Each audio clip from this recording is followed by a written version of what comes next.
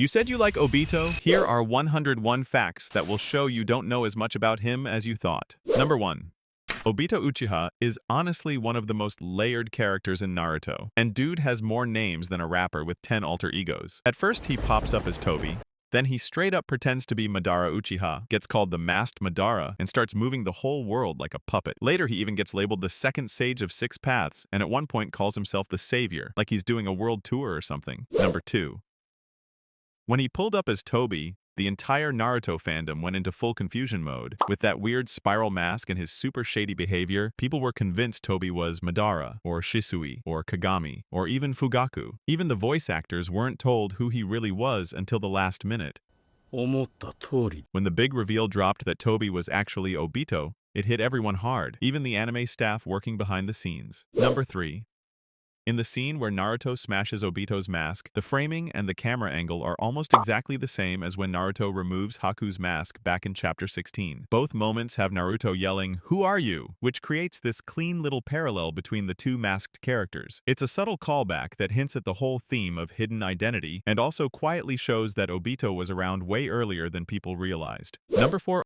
Obito's orange spiral mask isn't just a random design choice. The spiral shape represents Kamui, his space-time ability that works like a twisting vortex. The color and the swirl pattern also remind fans of the Nine Tails, which hints at Obito's role in the attack on the Leaf Village. The design is basically a sneaky hint at his double identity. He's both the dude controlling the Nine Tails and the guy using Kamui number 5. Masashi Kishimoto created Obito Uchiha as the perfect explanation for why Kakashi, who isn't from the Uchiha clan at all, has a Sharingan. For a long time, Kakashi's eye was a huge mystery. Revealing that Kakashi got it from his friend Obito during a mission became a major emotional moment. Their bond ended up being one of the core emotional threads running through the whole story. Number 6.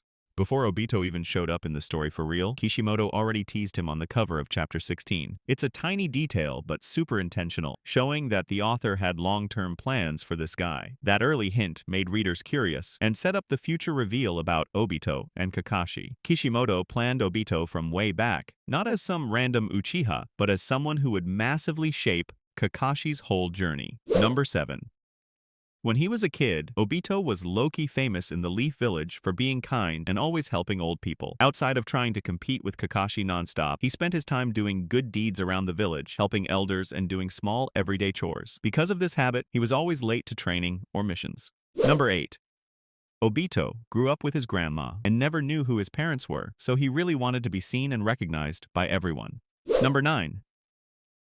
As a kid, Obito stood out with his cheerful, optimistic, and super clumsy personality, which was totally different from the usual cold Uchiha vibe. He was kinda like Naruto, with that loud energy and that deep need to be acknowledged. Even though he messed things up a lot, he always brought positive energy to the squad. Number 10. Obito's biggest dream was to become Hokage, so he could protect the people he loved. He believed the Hokage was the one who carried all the pain and sacrificed everything for peace. Even though he wasn't as talented as Kakashi, Obito always tried incredibly hard. But after losing Rin, that dream twisted into wanting to control the world, turning him into a tragic villain. Number 11.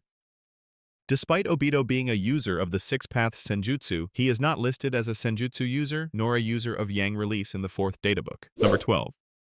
Obito looked up to Minato Namikaze in such a huge way, and Minato later became the 4th Hokage. To Obito, Minato was the perfect ninja template, strong, smart, and crazy kind. That admiration pushed Obito to train harder and chase the Hokage dream. Minato wasn't just his teacher, he was a major inspiration who shaped how Obito thought about life and the whole ninja world. Number 13. Obito used to be seen as a below-average ninja compared to other Uchiha, mostly because the Uchiha clan is full of overpowered geniuses. Number 14. Obito had deep, serious feelings for Rin Nohara, his teammate. His love for her motivated him through so many struggles. Rin always supported him and believed in him, which made him feel valued and cared for. Even though she didn't return those feelings, that love stayed at the center of almost every choice he made, even when he ended up becoming an enemy of the entire ninja world. Number 15. Back when they were on the same team, Obito had a wild rivalry with Kakashi Hatake, coming from jealousy and feeling like he wasn't good enough. Kakashi was talented, cold, and a total prodigy, the exact opposite of Obito. Obito always tried to outdo him, especially because Rin showed concern for Kakashi. But honestly, these three cared for each other so hard. Number 16. In his early ninja days, Obito was the weakest member of Team Minato in both schoolwork and combat skills. He often fell behind and felt insecure, but Obito never gave up. He kept training tirelessly, and his persistence and loyalty became his strongest traits. Number 17. Obito was super impulsive and always acted on his feelings without thinking things through. This got him into danger a bunch of times during missions, but that impulsiveness also showed his courage and his crazy strong loyalty to his friends. After Rin's death, this part of him went completely out of control, pushing him into dark, violent choices. He stopped caring about right or wrong and just followed his emotions, and that impulsiveness dragged him straight into the shadows. Number 18. Obito actually lost to Might Guy during the Chunin exams in their one-on-one fight. It's a fun detail because later on, Guy becomes one of the strongest ninjas ever with insane taijutsu skills. Number 19. Obito awakened the Sharingan for the first time when he tried to protect Kakashi Hatake. During the fight with Taiseki, his desperate need to save his teammate triggered the Sharingan, letting him see through the enemy's invisibility trick and take him down instantly. This moment was huge for Obito, because his Sharingan evolved straight to 2 Tomoe, boosting his vision and reaction speed like crazy. Number 20. During the Third Shinobi World War, Obito made it super clear that friends and teammates mattered more to him than the mission. When Rin got captured, Kakashi wanted to keep following the orders because of his mission-first mindset, but Obito fought back hard, saying leaving a teammate behind was a massive mistake. Number 21. Obito once said, "Those who abandon their friends are worse than trash." This line shows his whole worldview, and it ended up becoming a major philosophy that shaped Kakashi and even Naruto. One of the most iconic quotes in the whole series. Number 22. Obito threw himself into danger to save Kakashi from being crushed by the falling rocks. Kakashi was already badly injured and had lost his left eye. Knowing he wouldn't make it out, Obito gave Kakashi his Sharingan as a goodbye gift, and as a present to celebrate Kakashi becoming a Jonin. Obito's Sharingan later became a symbol tied to Kakashi forever and shaped his entire ninja path. Number 23.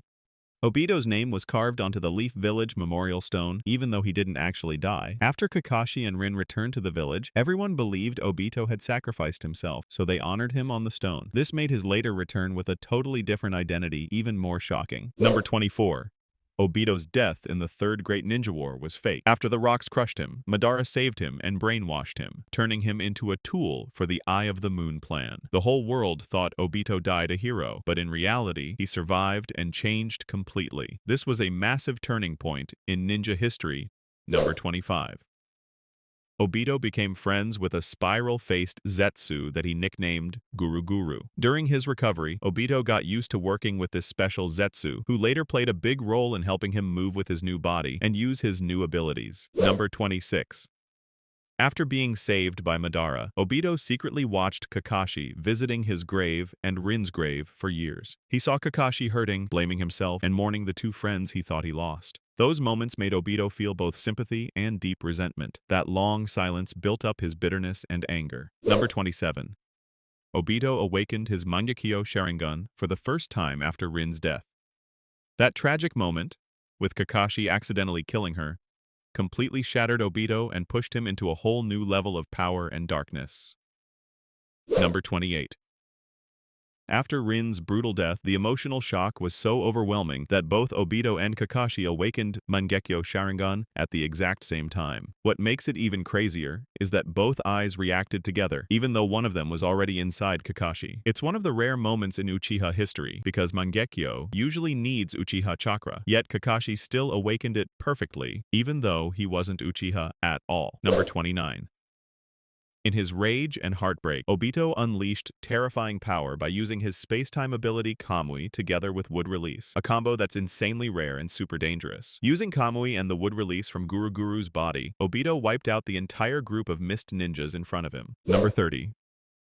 Madara kept saying the world was full of lies and pain, and that only the Eye of the Moon plan could bring real peace. Those words slowly pushed Obito into doubt and hopelessness, making him lose faith in the world and abandon the ideals he once believed in. Number 31.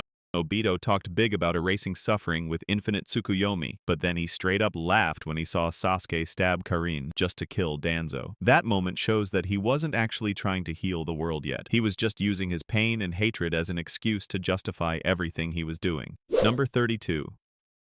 Both Obito and Rin had this crazy seal in their hearts planted by Madara. It was hella tight, couldn't be broken by themselves, and totally blocked them from offing themselves or doing whatever they wanted. That's why Rin ran straight into Kakashi's Chidori, and later Obito had to let Kakashi poke a hole to break the seal. Number 33. When the seal finally broke, all the memories of being Minato's student, hanging with Rin and Kakashi, came crashing back, causing a wild inner fight between the kid he used to be and the cold shell he'd built.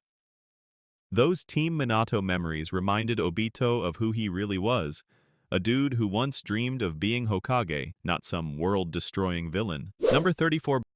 Black Zetsu was basically made to be Obito's guide for the Moon Eye plan. Madara gave him to Obito as a tool to watch over him and make sure the Eye of the Moon plan went exactly as planned, like Black Zetsu was low-key pulling strings the whole time. Number 35. Obito actually wanted to reunite with his team and flex that he wasn't dead the second he could walk again after Madara patched him up. Number 36. After Madara kicked the bucket, Obito started rolling out the Moon Eye plan and slid into Akatsuki. He hit up Omegakuri, where Nagato, Konan, and Yahiko had built the group with these peace vibes. Obito played along like he was down with that dream to earn trust. But really, he was all about Nagato, since Madara had already plugged the Rinnegan into him. The plan got blocked, though, because of Yahiko. Number 37. In the Naruto anime, Obito found out about a shady deal between Hanzo, the Rain Village boss, and Danzo from Konoha to take out Yahiko. When Yahiko got captured and forced to kill himself, Obito straight up killed some Akatsuki members trying to save him. When Yahiko died, Nagato freaked out and lost his way. Obito swooped in, manipulated Nagato, and slowly steered the group. Akatsuki went from a peace-fighting squad to a beast-hunting crew, all for Obito's Moon Eye plan. Number 38. Konan's death was a huge moment in Obito's fall. Konan used to roll with Nagato and Yahiko, all about peace. When Obito killed her to snatch the Rinnegan, it was like he fully ditched his old dreams. Kishimoto also used this moment to pump up Naruto as the ultimate hope symbol. Number 39. Obito secretly ran Yagura Karatachi, the fourth Mizukage of the Mist Village, making himself the real boss behind the scenes. During this time, Kirigakure got the bloody rep Bloody Mist Village thanks to harsh rules and crazy training. Messing with Yagura shows how slick and political Obito could be, controlling big events without anyone noticing. Number 40. Obito recruited Kisame Hoshigaki by hitting him right in his despair and doubts about the ninja world. When Kisame lost faith in the fake society, Obito, posing as Madara, promised a real world with no lies or secrets. That promise hooked Kisame, making him one of the few who knew Obito's true identity. From then on, Kisame was ride or die for the Moon Eye plan, and a key Akatsuki member. Number 41. Obito once stalked Kakashi at Rin's and his own grave and accidentally caught a huge clue. While Kakashi was talking, Obito overheard that Kushina Uzumaki, Minato's wife, was about to give birth. This was massive because Kushina's nine-tailed seal was weakest during birth. Obito realized it was a rare chance to strike, leading to the tragic event 16 years before the story even kicked off. Number 42. Obito let Kurama loose inside Kushina and straight up controlled it to attack the village. This wasn't just chaos for fun.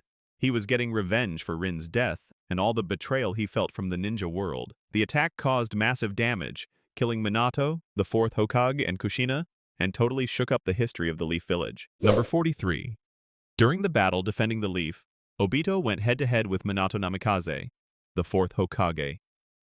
Obito used Kamui, his crazy space warp Sharingan power, trying to take Minato out so he could easily control Kurama. But Minato dodged with Flying Thunder God technique, a lightning-fast teleport move, and he hit back hard, forcing Obito to retreat. Number 44. In this fight, Minato slapped a Flying Thunder God seal on Obito's body, and almost 20 years later, it was still there. It only disappeared when Obito became the Ten Tails Jinchuriki. Number 45. Obito was basically the reason the Uchiha got mad suspicion and super strict surveillance after Kurama's attack on the Leaf. Konoha's leaders saw Sharingan signs in Obito versus Minato's fight and the village destruction, and that made them doubt the whole Uchiha clan. From then on, the Uchiha were watched, cut off from political power, and this distrust eventually led to the tragic massacre Itachi carried out later. Number 46. Years after Kurama's attack, Obito kept causing chaos, targeting big shots. In one ambush, he attacked the convoy of the Fire Country's top leader. Obito used genjutsu to mess with the guards and straight up killed a ninja named Tenma Izumo. But the second he sensed Kakashi showing up, Obito bailed immediately. Number 47. When the Uchiha planned a coup because of all the discrimination, Itachi went hardcore to stop a civil war. He hit up Obito, posing as Madara, and offered a deal. Team up to wipe out the clan, but leave the Leaf Village alone. This massacre became one of Konoha's bloodiest events, making Obito an accomplice while Itachi slid into Akatsuki as a secret spy. Number 48. After the Uchiha massacre night, Obito didn't just help kill lots of Uchiha members, he also collected the bodies of fallen Uchiha to grab their Sharingan eyes. Stacking these Sharingan was for long-term plans: fighting, spamming Izanagi, research, and prepping for the Moon Eye plan. Number 49. To hide who he really was and control other powers easy, Obito went by the fake name Tobi. With this, he could move in the shadows with zero suspicion. Being anonymous let him slide into Akatsuki, manipulate big ninja events, and even smart, strong folks like Itachi and Nagato had no clue who Tobi really was for ages. Number 50. When he first joined Akatsuki as Tobi, Obito played the clumsy, funny, kinda dumb dude. He talked silly, acted goofy, and pretended not to be serious, so the other members slept on him. This let him secretly watch, gather info, and control the crew. Number 51. In the Naruto anime, Tobi was built as this silly guy who loved eating dango, a classic Japanese rice cake. Even when no one was around, Tobi kept up the goofy act, showing just how deep Obito got into the role. Number 52. While rocking the Tobi act, Obito would often switch off his Sharingan when not fighting to keep his real identity on the down low. It was a slick move, letting him maintain the perfect disguise for years without anyone catching on. After meeting Sasuke, he ditched the Tobi role, only putting it back on once more against the Leaf Ninja number 53. When he first joined Akatsuki as Tobi, Obito wore an orange mask with a spiral pattern focused on his right eye. The mask hid his face while making the Sharingan pop. That spiral design was a straight-up symbol of his Kamui power. Number 54. Out of all the Akatsuki members, Kishimoto loved drawing Tobi the most, the masked Obito Kuz. That spiral mask made action scenes way easier to draw, and honestly, Kishimoto just liked anyone who could draw fast. Number 55. Even though Pain was the public face of Akatsuki, Obito was the real puppet master behind the scenes. He planned all the tailed beast captures, controlled the key members, and kicked off the Fourth Ninja War. He teamed up with Kabuto and ran all kinds of sneaky strategies. With his vision and mind games, Obito became one of the most powerful influencers in the ninja world. Number 56. Obito was the main guy collecting the tailed beasts for the Moon Eye plan. The goal?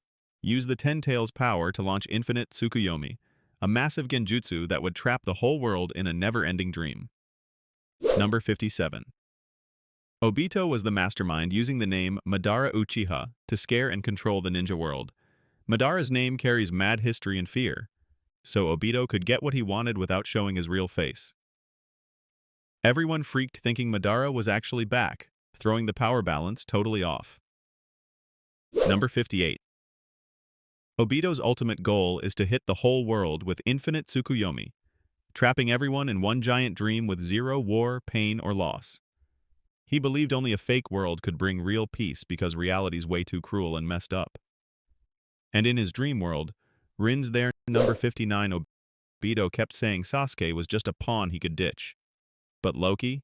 He watched over him the whole time. Whenever danger popped up, Obito jumped in so Sasuke wouldn't get knocked out, and he straight up loved seeing Sasuke's Sharingan get stronger. He even risked sacrificing 5 Akatsuki members just to secure Sasuke's loyalty, showing how key Sasuke was in the Moon Eye plan. Number 60. Obito played it smart by approaching Sasuke and spilling the full truth about the Uchiha tragedy, especially Itachi sacrificing himself for Konoha.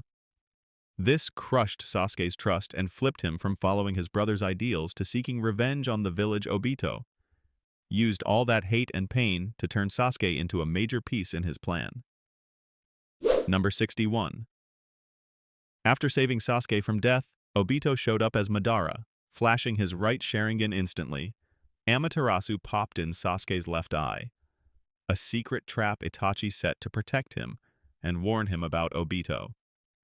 The black flames forced Obito to bounce into Kamui space to deal with them before he could come back and keep pushing his plan. Number 62. After Sasori died, Obito, still hiding as Tobi, got accepted into Akatsuki and teamed up with Deidara. At first, he acted all silly and goofy, but he quickly showed his real skills when he got his first mission. Capture the Three Tails, number 63. Obito went after two legendary sealed tools, Benihisago and Kohaku no Johei, which held the leftover chakra of Ginkaku and Kinkaku, brothers who'd absorbed the Nine Tails chakra before. Even though they were dead, their chakra was still enough for Obito to use in his plan to resurrect the Ten Tails. Number 64. Near the end of the war, Obito became the Ten Tails Jinchuriki, the strongest beast in the ninja world. This gave him insane power, even surpassing Hashirama Senju, who was considered the ultimate ninja. Obito steamrolled 3 Hokage at once, forcing Naruto and Sasuke to team up to stand a chance. With his ability to destroy the whole allied shinobi forces, he became one of the deadliest threats in shinobi history. Number 65. When he became the Ten Tails Jinchuriki, Obito lost Kamui, his go-to space-time move that made him nearly untouchable before he couldn't phase out attacks anymore, making him more vulnerable in close fights or surprise attacks. Number 66. As the Ten Tails Jinchuriki, Obito gained crazy abilities: flying, growing flexible chakra arms for attack and defense, and controlling giant trees from the Ten Tails to shoot massive tailed beast orbs. Obito even made a huge tree form to prep for infinite Tsukuyomi. Number 67. After sealing the Ten Tails into his body during the Fourth Ninja War, Obito got a full-on physical upgrade. All his old battle wounds healed completely, and he hit insane new levels: faster speed, crazy strength, and near-perfect defense. Number 68. With total control over the Ten Tails' power, Obito recreated the legendary Nunoboko sword from the Sage of Six Paths. This sword could literally destroy the world. Obito made it clear that with Nunoboko in hand, he could wipe out all life, showing just how global his threat level was. Number 69. Near the end of the war, Obito could rock both Rinnegan and Mangekyo Sharingan at the same time. This gave him crazy skills like Kamui, Forbidden Jutsu, and summoning the Geto Mazo. Having both eyes made him one of the deadliest shinobi alive, able to take on multiple KJ-level opponents and pull off insane tactics on huge battlefields. Number 70. After getting the Rinnegan, Obito made his own version of Six Paths Pain by reviving 6 dead Jinchuriki and controlling them. Each one was connected through a single chakra link, giving him total control. Mixing tailed beast power, Sharingan, and Rinnegan, this squad became an insanely dangerous attack force. Number 71. While blocking Danzo, Obito got hit by Torune from Root, who used Rinkaichu, special bugs that eat away at cells. Obito lost an arm, but he didn't flinch at all. He quickly replaced it with a new one in the lab, showing off mad recovery skills and being totally ready for the next fight. Number 72. Obito stole Nagato's Rinnegan and put it in his left eye, even though he wasn't the original owner. Just one Rinnegan gave him insane power, enough to use crazy jutsu like the Six Paths. But he couldn't rock both eyes at once, and he even admitted the power almost consumed him, showing how dangerous Rinnegan really is. Number 73.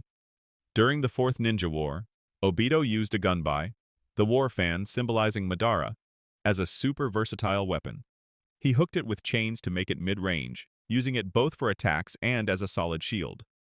Plus, the fan could whip up wind blasts to knock enemies back. Number 74. After Madara died, Obito inherited tons of crazy weapons and stored them in Kamui space. a separate pocket world from his jutsu. He could summon anything instantly in battle, from giant shuriken to chakra stakes for binding or piercing foes. This made him super mobile, unpredictable, and fully in control on the battlefield. Number 75, Obito kept extra Sharingan eyes, swapping them whenever he needed during fights or forbidden jutsu. For example, he used a backup eye to cast Izanagi, a reality-bending jutsu usually lasting only seconds. But thanks to Hashirama Senju's DNA, Obito stretched Izanagi to 10 minutes, an almost impossible feat for anyone else. Number 76. With Hashirama Senju's cells in his body, Obito could use Wood Release, a rare and super strong Kekkei Genkai. This let him create wood structures for attack and defense, making him crazy dangerous. It also gave him better control over Gedo Mazo, making his power even scarier. Number 77. With Wood Release, Obito can link it to the Ten Tails and control it way more effectively, making him super dangerous. Number 78. Obito's also a Fire Master, classic Uchiha style. He can throw huge fireballs like Fire Release, great fireball technique, burning everything in sight. He mixes his fire jutsu with stuff like Kamui for surprise attacks, making him crazy unpredictable in fights. Number 79. Obito can control Gedo Mazo, the giant demonic statue that's basically the shell of the Ten Tails. Using Rinnegan plus Hashirama cells, he summons and commands it to fight or seal tailed beasts. This is a major part of his Moon's Eye plan, showing just how insanely strong he is, and making him a nightmare for the ninja world. Number 80. After learning from Madara, Obito mastered the Uchiha Flame Formation, a killer defensive jutsu. He uses it to guard the outer path, a key piece in the Moon's Eye plan. The flame wall is insanely strong, blocking even Eight Tails attacks and keeping enemies out, though it only pops up when needed. Number 81. Kamui is one of the most powerful space-time jutsus Obito has. But it's not perfect. He can't teleport and stay intangible at the same time. That leaves a tactical gap, making him vulnerable while shifting or trapped if he's just defending. Number 82. One of Obito's biggest flexes is going invisible with Kamui, letting him survive direct hits like it's nothing. When he activates it, his body, or parts of it, shift to another dimension, so attacks just pass through. Even Shino's bug swarm can't touch him, bro. Number 83. Kamui also lets him send enemies or objects into his personal dimension that only he controls. Once someone's in there, escaping is nearly impossible. Obito uses this to boot people off the battlefield or lock up anyone messing with his plans. Number 84. Obito can sense chakra from super far away, even across different dimensions, a rare skill. This lets him predict attacks, track enemies, and spy on secret moves without touching a thing. Perfect for sneaky missions or big strategy battles, keeping him ahead of everyone. Number 85.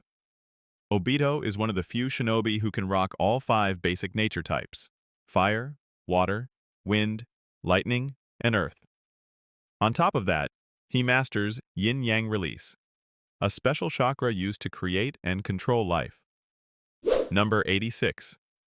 With Yin-Yang Release, Obito can use the truth-seeking balls to nullify almost any jutsu that touches them. This is basically a near-perfect shield, making him super hard to hit with normal attacks. The only weak spot is that Senjutsu still works on him, so that's the one tactical opening enemies can exploit. Number 87. Obito's taijutsu game is next level, especially when he mixes it with Kamui. He moves crazy fast, dodges attacks by going invisible, then hits back out of nowhere. His speed, hand-to-hand skills, and teleporting make him super hard to land a hit on. He can literally wreck multiple top-tier ninja at once. Number 88. Obito's a genius strategist, always playing mind games and using the terrain to his advantage. He messes with opponents' heads while exploiting their weak spots, making him crazy hard to beat. Number 89. When he first popped up with the white mask, Obito squared off against Kakashi, Guy, and Naruto. That fight was huge because it started spilling the truth about Tobi's real identity. His insane power had the squad seriously struggling. Number 90. Throughout the story, Obito keeps clashing with Naruto and Sasuke at different times, from his Tobi days to when he becomes the Ten-Tails Jinchuriki. Every fight, he flexes crazy combat skills, forcing Naruto and Sasuke to team up hard just to keep up. Number 91. During the war, Obito fought non-stop for days without losing much energy. Even facing tough opponents and taking heavy hits, he stayed sharp and kept throwing complex jutsu like it was nothing. Number 92. At the end of the Fourth Ninja War, Obito straight up sacrificed himself to save Naruto and Kakashi from Kaguya's deadly attack. This move completed his redemption arc, going from a villain to a hero who dies for his friends. Number 93. In the final fight, Obito realized he'd been wrong about his ideals when he saw Naruto never giving up on hope and friendship. He tried to fix things by grabbing the tailed beast's chakra from Madara to stop his plan. It didn't fully work, but it showed Obito's serious determination to make things right and protect the world from the mess he helped create. Number 94. Naruto's unstoppable optimism played a huge role in changing Obito. Even though Naruto got roasted and attacked by him, he never gave up believing Obito could change. That faith made Obito start questioning his own ideals and see the real value of friendship, forgiveness, and hope. Eventually, he sided with Naruto. Classic talk, no jutsu moment. Number 95. During the fight against Kaguya, the baddest boss in the series, Obito backed up Naruto and Sasuke using Kamui to pull them out of other dimensions and keep them safe. Number 96. Obito left a messy but powerful legacy in the ninja world. He was both a dangerous villain and a tragic hero. His actions caused wars and pain, but they came from deep personal hurt. In the end, he chose to die protecting others, proving people can change. His story is a reminder that even lost souls can find redemption and leave a positive mark. Number 97. Obito is one of the deepest characters in Naruto. His tragic past, losing the person he loved and getting betrayed by the ninja world, made him a villain with a reason. His fights, especially against Naruto and Kakashi, are super hype and full of feels. In a 2023 global poll, Obito ranked 11th in favorite characters, beating tons of main characters. Number 98. At the end of the Naruto manga, Obito isn't just a villain. He's a major character, standing alongside Naruto and Sasuke. Kishimoto gave him a lot of screen time to explore his mind, ideals, and redemption journey. Obito's change highlights the story's big themes: forgiveness, hope, and the ability to change. Number 99. Obito's chakra control is solid, letting him do basic jutsu easily. But at first, his battle strategy was weak and kinda reckless. After training with Madara, he leveled up big time in strategy, becoming a seriously dangerous opponent. Number 100. In battle, Obito put a Sharingan in the right eye and a Rinnegan in the left for the Jinchuriki he controlled. This lets them share vision and coordinate attacks perfectly. But because he had to keep strict control over the tailed beasts, he couldn't use the full Rinnegan techniques through them. A key tactical limitation. Number 101. Obito fully controlled Madara's legacy and reputation for a long time. He used Madara's name to influence people, recruit allies, and run huge plans without suspicion. But when Madara actually came back, Madara took back the lead and turned Obito into a tool for his own goals. This was a major turning point and forced Obito to face the consequences of his choices. Alright, that's it for today. Thanks for watching, and we'll see you next time.